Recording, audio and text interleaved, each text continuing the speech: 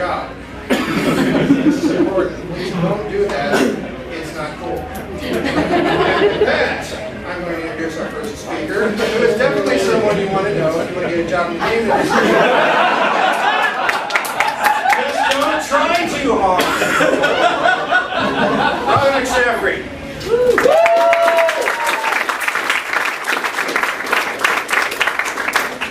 I love talking over coffee.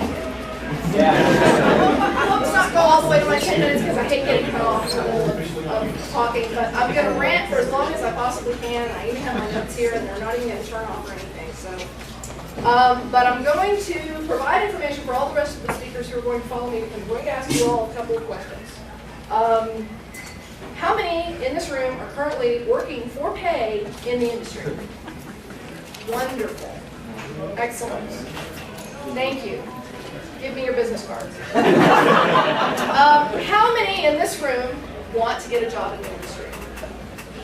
Another very good number. Thank you. Give me your resumes. All right. So, all your speakers, I hope you took note of those numbers so you know who you're talking to. Good. Now, my talk is how not to get an industry job. And I was going to throw a bunch of reverse psychology at you and go, you know, if you really want to fail at getting an industry job, you should really insert bad word here. But I decided no, I would probably give it to you straight and go chaser since we're all drinking beer and we should dispense with the confusing things. So, with that in mind.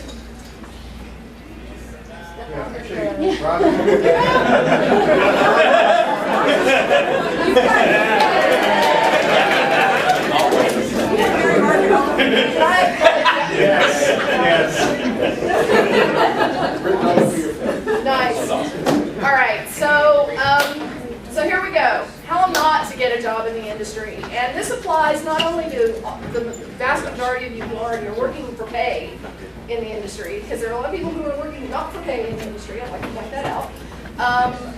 But those of you who'd like to get in, or are looking for your first job, or who are interested in changing jobs, or just would really like to develop your career in the game industry. My job is to help you develop your career in the game industry. My job is not to lure you away from the job that you have into a newer, better paying, wonderful, paradise of your job. That's what you think, but it's wrong. I'm here to help you develop yourselves, help you develop, give you the common sense stuff that people sometimes just forget to give you. So, your email address. Your personal email address. You don't want people emailing you. If you're going to be developing your career and talking to people about career type things, whether it's jobs or whether it's, how am I becoming a better artist, or how can I become a better programmer, you need to have a personal email address. I'm sure everybody in this room has a personal email address. I really, really hope it's a personal email address that includes your name and not supersexyfox07@gmail.com. I really hope that's the case. Supersexyfox07@gmail.com does not get a call from me. Because supersexyfox07@gmail.com didn't think that, he or she, I have no idea. He or she, because I haven't called him or her to find out, he or she made a number of assumptions by giving me that email address. One, they assumed that I would know who they were. No, I know a lot of people in this industry, and no, I don't know all of you. And, supersexyfox07@gmail.com, dang. You've only had that email since 07, unless you just think 07 is your lucky number. So, I can make certain assumptions about you that you probably don't want me to. So, rule number one, get a personal email address. Even that's all you use it for is the occasional email. Please get first name, last name at whatever.com, right? Gmail, Yahoo, Hotmail, I don't care, right? Something pleasant and non-offensive. Second, your website. Okay, so not everybody here has a personal website, and I get that. I don't have a personal website to speak of. My personal website is my professional website. My personal website is marymargaret.com, which is formally all over my face. So, those of you who do have personal websites, first of all, I encourage everyone in the game industry, since we are a creative industry, we are a, well, it's special, right? Everybody in this room gets that. Let's talk about it. Have a personal website. Talk about your work. Talk about what you're good at. Talk about, if you're a producer, talk about projects. If you're a designer, talk about designs. If you're an artist, show your art. If you're a programmer, well, talk about something interesting. No, seriously, have code samples, even though nobody's going to want to look at them. Practice your craft. And show people that you're practicing your craft, because that's the important thing is well, perception is very important, just like, sexybox07@gmail.com found out. And, or didn't, as the case may be. And, oh gosh, when did I start? How's my time? I've got 4? Darn, I went on way too long about emails.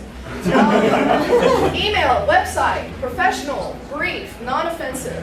Okay, website, one last thing on websites. Do not, and this goes for you artists, put pornography on your website. And I wouldn't say this unless somebody had done it. And I'm not talking about life drawing, and I'm not talking about nudes, and I'm not talking about studies, and I'm not talking about work that you've done, I'm not talking about photography. Well, kind of, but your own photography that you would include in your portfolio is different from what I'm talking about, and I think you all know what I'm talking about. Don't link out to your crazy, freaky, geeky site.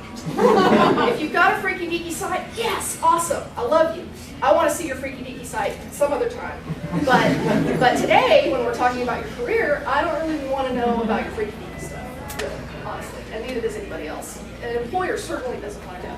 And that leads me to Facebook and MySpace, and you can all infer where I'm going from that, so I'll just leave it. Your life is your life. Love your life, enjoy your life, celebrate your life. You don't have to advertise your life necessarily, or if you do, make sure that your life is here and your profession is here, if you can. I know that's very hard to separate for several people. I know it's hard for me. I mean, I don't know how many of you have seen my Facebook page, but I'm up there talking about all kinds of crap all the time that has nothing to do with anything. So, I mean, just keep it in mind. When you put it out on the internet, it's out there forever.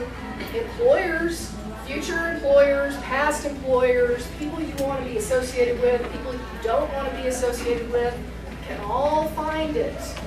So whether you want it there, whether you want it to be found out or not, it's out there if you put it out there. End of that sermon. How am I doing? 2.5. Awesome. Let's see. Email, websites, attitude. Last thing I'm going to go on and on about is your attitude. So everybody in this industry, especially in Austin, is super friendly, I found that everyone I've met, and I've been in the industry since 1994, personally, and I've been associated with the industry since 90. Everybody in the industry that I've met from 1990 all the way to today has been welcoming. They want me to succeed. They want me to join in. They want me to have a good time. They want me to be in, right?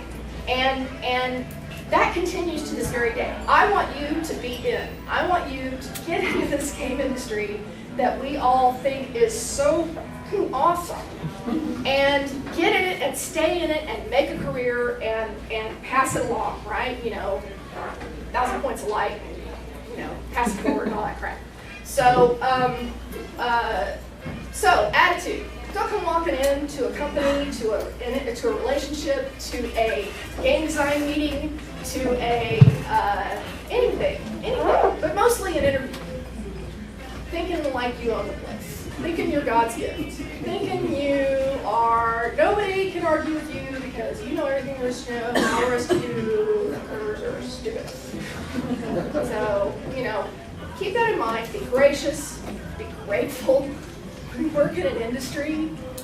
We make games for a living, people. How awesome is this? We're not saving lives. We're not sending people to space. We're not even making real guns.